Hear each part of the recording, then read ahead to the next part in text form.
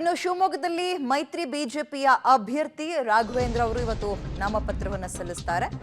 ರಾಘವೇಂದ್ರ ಅವರು ಅದಕ್ಕೂ ಮುಂಚೆ ಟೆಂಪಲ್ ರನ್ ಅಲ್ಲಿ ತೊಡಗಿದ್ದಾರೆ. ನಾಮಪತ್ರ ಸಲ್ಲಿಕೆಗೂ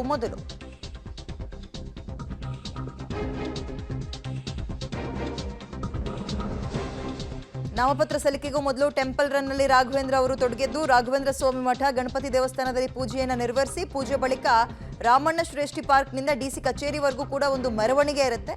ಸೊ ಅಭ್ಯರ್ಥಿ ರಾಘವೇಂದ್ರ ಅವರಿಗೆ ಮೂವರು ಮಾಜಿ ಸಿಎಂಗಳು, ಒಂದ್ ಕಡೆ BS ಯಡಿಯೂರಪ್ಪ ಅವರು, HD ಕುಮಾರಸ್ವಾಮಿ, ಬೊಮ್ಮಾಯಿ, ಮೂವರು ಮಾಜಿ ಸಿಎಂಗಳು ಸಾಥ್ ಕೊಡ್ತಾರೆ.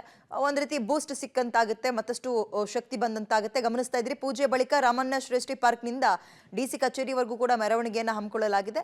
ಶಿವಮೊಗ್ಗದ ಮೈತ್ರಿಯ ಬಿಜೆಪಿ ಅಭ್ಯರ್ಥಿ ರಾಘವೇಂದ್ರ ಅವರು ಇವತ್ತು ನಾಮಪತ್ರವನ್ನ ಸಲ್ಲಿಸಲಿದ್ದಾರೆ.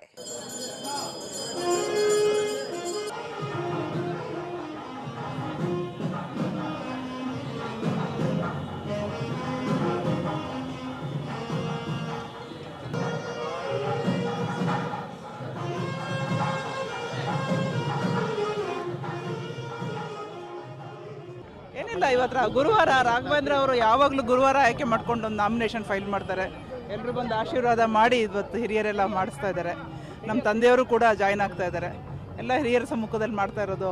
ನನ್ನ ತಮ್ಮ ರಾಘವೇಂದ್ರ ಇಷ್ಟೊಂದು ಬೆಳೆದ್ಬಿಟ್ಟಿದಾರ ಅಂತ ಅನಿಸ್ತಾ ಇದೆ, ಹೆಮ್ಮೆ ಅನ್ನಿಸ್ತಾ ಇದೆ. ಖಂಡಿತವಾಗಿ ಅವ್ರು ಮಾಡಿರೋಂಥ ಅದ್ಭುತವಾದ ಕೆಲಸಗಳು, ಅವರ ಕಳ್ಕಳಿ. ನಮ್ಮ ತಂದೆ ಹಾಗೇನೆ 24 ಗಂಟೆ ಅವ್ರು ಕೆಲಸ ಮಾಡಿದಂಥ ರಾಘವೇಂದ್ರ ಅವ್ರ ಕೈಯನ್ನು ಎಲ್ಲರೂ ಬಲಪಡಿಸ್ತಾರೆ ಅಂತ ನಾನು ಅನ್ಕೊಂಡು, ಇದ್ರ ಮೂಲಕ ದೇಶದ ವ್ಯವಸ್ಥೆ ಚೆನ್ನಾಗಾಗಲೇಬೇಕು. ಮೋದಿಯವರು ನಮ್ಮ ಕೇಂದ್ರದಲ್ಲಿದ್ದರೆ ಎಲ್ಲ ಇಡೀ ದೇಶ ಸಂಪನ್ನವಾಗಿರುತ್ತೆ. ಹಾಗಾಗಿ ಖಂಡಿತವಾಗಿ ರಾಘವೇಂದ್ರವ್ರಿಗೆ ಒಳ್ಳೆ ಯಶಸ್ಸಿದೆ ಅಂತಲೇ ನಾವು ಅನ್ಕೊಳ್ಳೋದು. ಹೌದು, ಚಾನ್ಸಸ್ ಪ್ರಶ್ನೆ ಇಲ್ಲ. ಅವ್ರು ಗೆಲ್ತಾರೆ, ಒಳ್ಳೆ ಅಂತರದಿಂದ ಗೆಲ್ತಾರೆ. ಅಭಿವೃದ್ಧಿ ಅವಳು ಕೈ ಹಿಡಿದೆ.